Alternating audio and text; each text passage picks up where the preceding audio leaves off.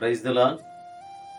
చాలాసార్లు చాలా సందర్భాల్లో స్నేహితులను మనం గమనిస్తే నిజమైన స్నేహితులను కనుగొనడం అసాధ్యం.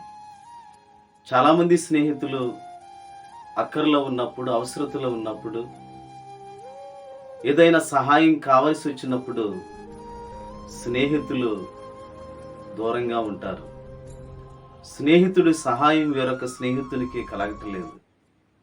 నిజమైన స్నేహితుడు ఎవరు అని బైబిల్ గ్రంథాన్ని పరిశీలన చేసినట్లయితే ఈరోజు దేవుని మాట మొదటి సమూయేలు గ్రంథం 20వ అధ్యాయం 17వ వచనంలో యోనాతాను దావీదును తన ప్రాణ స్నేహితునిగా ప్రేమించెను. యోనాతాను దావీదును తన ప్రాణ స్నేహితునిగా ప్రేమించాడు. సౌలు అవివేకి అయి దేవుని చిత్తాన్ని విడిచిపెట్టి తన ఇష్టానుసారంగా దావీదును చంపడానికి ప్రయత్నం చేస్తున్నప్పుడు యోనాతాను దావీదును నిరంతరం కాపాడుతూనే ఉన్నాడు.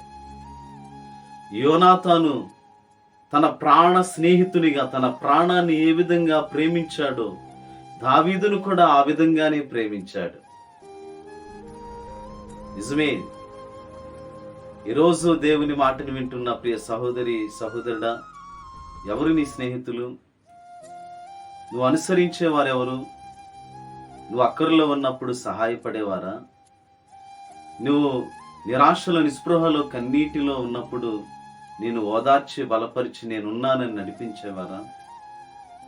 ఏ true friend will sacrifice his life for him or for her.